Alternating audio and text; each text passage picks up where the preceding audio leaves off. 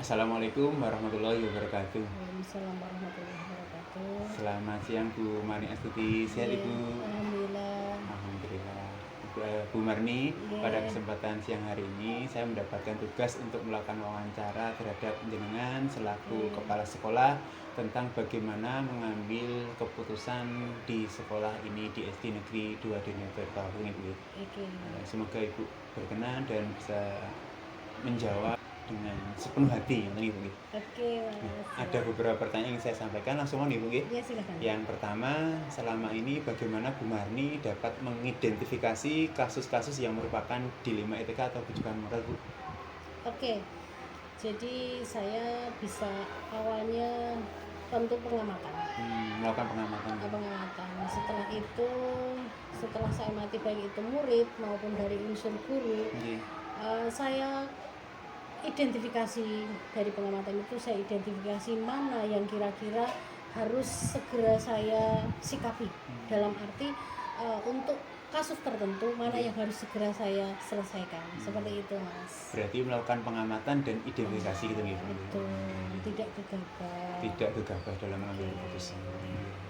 Terima kasih Bu. Selanjutnya, selama ini bagaimana Bu Marni menjalankan pengambilan keputusan di sekolah ini, terutama untuk kasus-kasus di mana ada dua kepentingan yang sama-sama benar atau sama-sama mengandung nilai kebajikan. Jadi misalnya ada kasus yang sama. Oke, begini Mas, mohon maaf ya Pak Pur. Iya. Gini, jadi saya tetap mengoptimalkan dengan guru-guru bersinergi yang kuat. Jadi saya bertanya kepada guru-guru bagaimana ini baiknya. Jadi tidak serta-merta apa yang saya putuskan itu hasil pemikiran saya sendiri. Betul, saya punya ide, tetapi saya kembalikan bagaimana menurut Bapak Ibu, bagaimana menurut, bahkan sampai ke karyawan pun saya tanya, menurut Bapak Ibu seperti apa dan bagaimana, sehingga bahkan ada juga yang saya bertanya dengan wali murid, anak-anak pula, supaya apa, kekuatan itu atau keputusan itu menjadi kuat. Setelah dijalani nanti sama-sama mengerti ini loh tujuannya, ini nanti hasilnya. Rasa bertanggung jawab terhadap keputusan itu akhirnya dimiliki semuanya, gitu. Jadi meskipun Bu Marni punya pendapat sendiri, tapi juga meminta pendapat dari guru, Semuanya, iya, semua unsur, semua stakeholder sekolah ini, iya, sehingga akan dihasilkan pendapat yang atau keputusan yang baik untuk semua. betul. Bagus sekali Bu. Nah, selanjutnya untuk pertanyaan yang ketiga Bu, langkah-langkah atau prosedur seperti apa yang biasa Bu Marni lakukan untuk mengambil keputusan itu bagaimana? Oke, contoh ya, kalau keputusan itu langsung untuk siswa, contoh saya menggunakan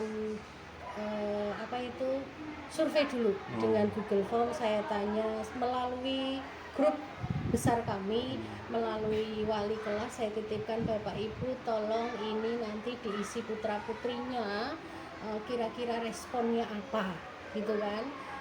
Setelah itu jawaban saya bisa pantau lewat Google Form yang saya sampaikan tadi. Nah, dari situ, dari jawaban-jawaban respon itu, saya bisa menyimpulkan yang suka dengan hal ini, yang setuju dengan keputusan ini berapa. Nanti kalau melebihi dari 50%, artinya sebuah program yang saya putuskan itu jalan. Tapi kalau tidak, berhenti. Tapi selama ini karena saya setiap mengambil keputusan saya libatkan berbagai pihak, yang saya rasakan semuanya mendukung. Gitu. Jadi sekitar hampir tahun ketiga belum ada program yang akhirnya mentah di tengah jalan, karena saya awali memberdayakan aset yang ada, gitu Pak Pur. Luar biasa Bu, udah 3 tahun berjalan ini gitu. Ya.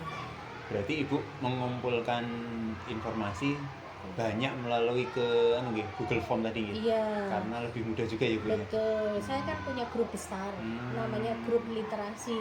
Grup WA Bu atau grup WA yang dari kelas 1 hingga kelas 6 ada. Di situ ada unsur guru, ada unsur wali, unsur siswa, yang di situ tempat saya bertanya. Nah, Kalau seandainya tidak seperti itu, umpamanya ide datang dari saya bertanya ke guru dulu. Setelah itu saya menyampaikan ke komite, baiknya bagaimana. Setelah komite sudah, kami usung ke wakil POT. Jadi ada lagi grup yang di situ hanya wakil-wakil POT. Nah, wakil-wakil POT itulah yang mendukung atau mungkin mengkritisi apa yang akan kita putuskan. Nah, kalau memang nanti bagus berpihak kepada anak, wakil-wakil inilah yang akan menyampaikan di grup WA-nya masing-masing kelas gitu. Jadi komunikasi menjadi hal paling utama dalam pengambilan keputusan. Luar biasa Bu, bisa dicontoh untuk sekolah-sekolah lain ya. Dari komunikasi di grup besar tadi, juga komunikasi secara bertahap mulai dari komite, lalu mungkin POT, baru ke grup yang tiap kelas masing-masing seperti itu. Iya. Nah, saya rasa dengan komunikasi yang intens dan mungkin ada tahapan-tahapan tadi akan dihasilkan keputusan yang baik untuk semua, terutama bergerak kepada murid gitu ya Bu. Insya Allah seperti itu Pak Bu. Ya. Terima kasih Bu. Selanjutnya untuk pertanyaan yang keempat. Hal-hal apa saja yang selama ini Bu Marni anggap efektif dalam pengambilan keputusan pada kasus dilema etika? Yang paling efektif ya karena melibatkan semua pihak itu paling efektif. Satu, komite sudah tahu sebagai partner kita dalam menyelenggarakan pendidikan ini, dengan guru-guru, dengan PTK yang lain, wali murid, kemudian anak ditanya, itu efektif sekali. Contoh Pak Pur, menjelang Ramadan tahun yang lalu saya ingin membuat program tadarus juz amma. Kemudian ada satu murid kami itu yang non muslim. Saya tanya dulu, Mas, seandainya ibu nanti menyelenggarakan tadarus pagi sekitar 5-10 menit, kamu terganggu enggak? Tidak, Bu. Karena tidak, maka saya lanjutkan program itu. Saya khawatir satu nanti tidak saya hargai, gitu contohnya. Jadi komunikasi yang efektif dengan seluruh stakeholder sekolah gitu tanpa mengecualikan bagian-bagian kecil dari sekolah. Contohnya tadi yang siswa yang beragama lain untuk menjalankan suatu program atau memutuskan suatu keputusan gitu gitu. Karena khawatir kalau Pak Pur, satu siswa non muslim dikira nanti kalau tidak ditanya semena-mena sementara dia punya hak. Iya, betul sekali Bu. Luar biasa sampai memperhatikan hal yang kecil juga ya Bu untuk memutuskan suatu program atau kegiatan. Selanjutnya Bu, pertanyaan yang berikutnya. Hal-hal apa saja yang selama ini merupakan tantangan Bu dalam pengambilan keputusan pada kasus-kasus dilema etika? Tantangannya setiap manusia itu berjalan harapannya selalu mulus, tetapi karena terkait dengan dilema etika, contohnya ya, kami menyelenggarakan ekskul komputer. Itu kami dulu sudah dengan Google Form, orang tua setuju, berbayar, setuju, tetapi di tengah-tengah itu macet karena wali murid tidak membayarnya tidak tepat waktu. Satu sisi ini benar, dulu saya sudah bertanya ke wali, katanya iya mau membayar, tapi di sisi lain wali kita juga sebagian tidak membayar dengan tepat. Ini benar, ini juga benar karena mungkin keadaan. Nah, akhirnya setelah semuanya tentang berkaitan dengan dilema etika, saya sampaikan juga kepada wali Bapak Ibu untuk ekskul komputer sementara kami stop dahulu. Sebenarnya juga agak beberapa pihak yang kita kaitkan ya, termasuk si penyelenggara yang kerjasama dengan kita, tetapi kita bicara apa adanya, kondisinya seperti ini. Daripada terus menerus nanti akan membebani sekolah, maka terpaksa dengan berat hati, walaupun itu sangat tadi Pak Pur katakan dilema etika, ini benar, tetapi harus saya putuskan. Diputuskan gitu. memang untuk mengambil keputusan terkait dengan dilema etika ini sangat berat nih Bu. Iya, berat. Dimana dua-duanya juga benar gitu nggih. Dua-duanya benar, tetapi kita tetap harus melangkah Iya, mana yang harus kita pilih kan gitu. Iya. Tentu diambil keputusan yang katakanlah Paling memihak. paling baik kepada Iya. murid gitu nggih. Iya, karena memang kebetulan juga program yang disajikan kurang menarik, yang ini kurang inovatif, ya sudah. Lebih baik saya stop. Stop Kalau dulu. inovatif mungkin akan kami Dilanjutkan, perjuangkan, iya. tapi karena kurang inovatif, kemudian semakin dievaluasi kok semakin kurang efektif, Iya. mereka buru-buru segera pingin pergi, saya stop dulu. Oke. Terima kasih Bu telah berbagi pengalaman tentang tantangan ya dalam pengambilan keputusan. Selanjutnya Bu Marni, apakah Bu Marni memiliki sebuah jadwal tertentu dalam sebuah penyelesaian kasus dilema etika? Lalu apakah Ibu langsung menyelesaikan di tempat atau memiliki sebuah jadwal untuk menyelesaikannya? Bentuk atau prosedur seperti apa yang Bu Marni jalankan? Oke, seorang leader itu tentu tidak harus selalu berpatokan dengan jadwal ya Pak Iya. Pur. Di mana ada kasus-kasus tertentu yang harus kita sikapi terkait dengan dilema etika, mana yang paling urgent. Nah, itulah yang perlu kita Iya. segera tindak lanjuti gitu. Jadi tidak ada jadwal karena sebuah problem itu kan juga tidak selalu terjadwal. Kadang insidental gitu nih. Iya, jadi kita harus selalu siap kondisi apapun, dalam keadaan seperti apapun, ada prioritas-prioritas yang harus segera kita sikapi. Tidak ada jadwal tertentu, Iya. tapi ada prioritas Iya. tergantung dengan kejadiannya juga Iya, ya Bu, urgensi betul. gitu gitu. Iya. Bu. betul. Terima kasih luar biasa. Selanjutnya Bu, untuk pertanyaan yang ketujuh nih, Mm-mm. adakah seseorang atau faktor-faktor apa yang selama ini mempermudah atau membantu Bu Marni dalam pengambilan keputusan dalam kasus-kasus dilema etika? Oke. Orang atau faktor-faktor? Sebenarnya tidak hanya seseorang ya. Saya punya tim, saya punya guru-guru yang loyalitasnya tinggi terhadap sekolah. Iya. Otomatis sebuah program itu bergulir kalau kita bergandengan tangan dengan guru yang punya jiwa loyalitas tinggi terhadap sekolah, itu akan memperingan langkah-langkah kita. Dalam pengambilan keputusan pun kita bertanya, kita minta pendapat dengan guru-guru tersebut dengan mudah, insya Allah seperti itu. Jadi saya punya orang-orang, tidak hanya seorang, tapi orang-orang yang Banyak hebat. ibu, tim ya. Iya, tim saya tim hebat. Tim-tim hebat dari SD Negeri 2 Dua Donokerto Donokerto, luar iya. biasa yang mensupport selalu panjenengan Iya. dalam mengambil keputusan terutama terkait dengan dilema etika. Iya, betul. Nah, Bu, ini pertanyaan yang terakhir. Oke. Dari semua hal yang telah disampaikan, pembelajaran apa yang dapat Ibu petik dari pengalaman mengambil keputusan tentang dilema etika? Pembelajaran yang bisa dipetik. Pelajaran yang bisa saya ambil dari pengambilan keputusan yang tentu bersentuhan dengan dilema etika, yang pertama, Pak Pur, Iya. kita itu jadi terlatih Iya. untuk bisa cepat tepat dalam menangani sesuatu. Iya. Kita timbang-timbang dulu mana yang paling segera kita selesaikan terkait dengan benar-benar, Iya, tapi pasti betul ada sekali. yang lebih benar. Iya. Nah, itu jadi pengalaman-pengalaman itu membuat kita semakin sebagai leader itu semakin mantap, semakin punya keberanian lagi, Iya. semakin punya kekuatan lagi. Ternyata memang betul menjadi pemimpin itu berat, tetapi kalau kita tidak lakukan ini, sebuah sudah merupakan keputusan yang kita ambil, langkah hidup yang kita ambil.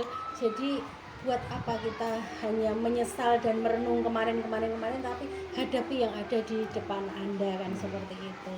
Mantaplah berjalan. Kalau kita selalu takut bayangan terus nanti gini, kita nggak akan maju. Luar biasa Bu, Gitu. pembelajaran yang didapatkan dari seorang pemimpin ya di sekolah, Iya. terutama di SD Negeri 2 Donokerto ini, terutama terkait dengan pengalaman mengambil keputusan di etika, jenengan semakin terlatih Iya. cepat dan tepat Iya. dalam mengambil keputusan.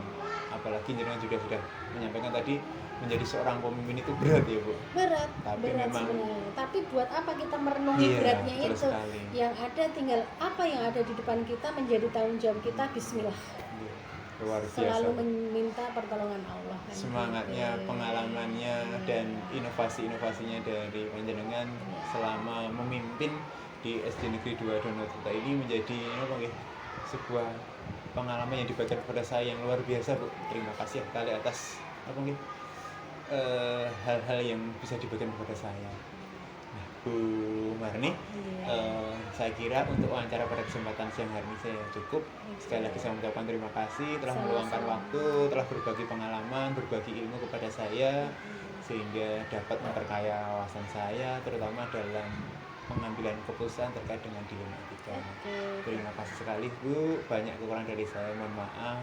Saya akhiri. Assalamualaikum warahmatullahi wabarakatuh. Waalaikumsalam warahmatullahi wabarakatuh.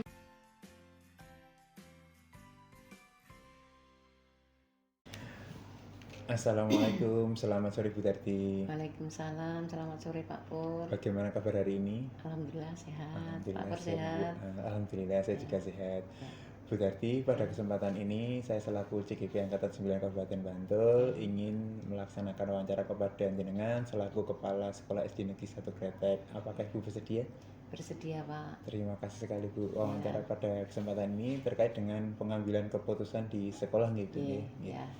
Nah, langsung saja Bu, ada beberapa pertanyaan yang ingin saya sampaikan kepada panjenengan. Yang pertama, bagaimana Ibu Darti dapat mengidentifikasi kasus-kasus yang merupakan dilema etika atau bujukan moral, Bu? Oh ya, saya mengamati dulu suatu permasalahan yang terjadi Pak, kemudian mengumpulkan informasi yang faktual. Setelah itu menentukan suatu keputusan yang mengacu berdasarkan pada peraturan. Jadi Ibu mengumpulkan informasi terlebih dahulu gitu ya Bu? Lalu baru menentukan keputusan yang akan diambil. Selanjutnya Bu, pertanyaan kedua, bagaimana Ibu menjalankan pengambilan keputusan di sekolah, terutama untuk kasus-kasus di mana ada dua kepentingan yang sama-sama benar atau sama-sama mengandung nilai kebajikan, Bu? Ya, dalam pengambilan keputusan harus selalu dikembalikan semuanya pada aturan. Setiap pengambilan keputusan, saya selalu menjalin hubungan dengan teman sejawat Pak, memastikan bahwa keputusan tersebut benar-benar dipahami karena selalu ada alasan dibalik suatu kejadian. Jadi jenengan mengembalikan pada aturan yang ada, lalu juga berkomunikasi dengan rekan-rekan sejawat itu Bu, sehingga bisa mendapatkan keputusan yang tepat dan baik itu Bu. Betul Pak. Terima kasih Bu. Selanjutnya yang ketiga, langkah-langkah atau prosedur seperti apa yang biasa Ibu lakukan selama ini, Bu? Yang pertama saya mencari informasi terlebih dahulu Pak. Saya datang ke lapangan, turun langsung untuk wawancara dari berbagai pihak. Lalu setelah itu saya menganalisis untuk diambil keputusan yang terbaik. Jadi menjenengan mencari informasi terkait dengan masalah atau kejadian itu, lalu melakukan wawancara dari berbagai pihak, lalu setelah itu menganalisis dan mengambil keputusan yang terbaik. Selanjutnya Bu, yang keempat, hal-hal apa saja yang selama ini Ibu anggap efektif dalam pengambilan keputusan pada kasus-kasus dilema etika? Kalau saya merasa suatu pengambilan keputusan itu efektif apabila dilakukan dengan spontanitas tergantung objek permasalahan di lapangan. Saya mengobrol dengan tim manajemen sekolah dan guru-guru senior, didengar pendapatnya supaya ada keputusan bersama. Jadi ada unsur spontanitas juga ya Bu, apalagi terkait dengan kasus-kasus yang mungkin harus segera ditangani seperti ini. Lalu juga komunikasi dengan manajemen sekolah maupun stakeholder sekolah lainnya juga sangat penting ya Bu. Terima kasih. Selanjutnya yang kelima Bu, hal-hal apa saja yang selama ini merupakan tantangan dalam pengambilan keputusan pada kasus-kasus dilema etika? Tantangan yang dihadapi dalam pengambilan keputusan apabila kurang bisa diterima. Tentu saja kita harus bisa meyakinkan orang-orang yang terlibat dalam keputusan kita Pak. Berarti apabila ada keputusan yang kurang bisa diterima itu kita harus meyakinkan itu ya pihak-pihak yang mungkin tidak kurang bisa menerima seperti pihak-pihak yang terkait. Selanjutnya Bu, pertanyaan yang keenam, apakah Ibu memiliki sebuah jadwal tertentu dalam sebuah penyelesaian kasus dilema etika, apakah Ibu langsung menyelesaikan di tempat atau memiliki sebuah jadwal untuk menyelesaikannya, bentuk atau prosedur seperti apa yang Ibu jalankan? Ya, tidak ada jadwal tertentu Pak. Pokoknya harus bisa diselesaikan dengan baik dan sebisa mungkin selesai tidak terlalu lama seperti itu. Jadi tidak ada jadwal tertentu Ibu untuk Iya, mengambil sebuah keputusan gitu. tidak Pak. Selanjutnya yang ke-7 Bu, adakah seseorang atau faktor-faktor apa yang selama ini mempermudah atau membantu Ibu dalam pengambilan keputusan dalam kasus-kasus dilema etika? Iya, faktor-faktor yang memudahkan adalah berasal dari adanya dukungan dan guru-guru Pak. Ya, jadi dukungan dari guru-guru gitu. Ya. Selanjutnya yang ke-8, dari semua hal yang telah disampaikan, pembelajaran apa yang dapat Ibu Kepala Sekolah petik dari pengalaman mengambil keputusan dilema etika ini, Bu? Oh, ya. Untuk memutuskan sesuai perlu pertimbangan dari semua pihak, menelusuri informasinya dulu, dan terakhir melihat efektivitas dari suatu keputusan tersebut. Ya, jadi perlu pertimbangan gitu untuk memutuskan suatu keputusan dan menelusurinya, lalu melihat efektivitas dari keputusan tersebut gitu. Ya. Jadi banyak alur yang harus dilakukan untuk mengambil sebuah keputusan gitu, ya. Apalagi yang terkait dengan dilema etika, di mana hal ini berkaitan dengan hal yang benar melawan benar, seperti itu. Betul Pak.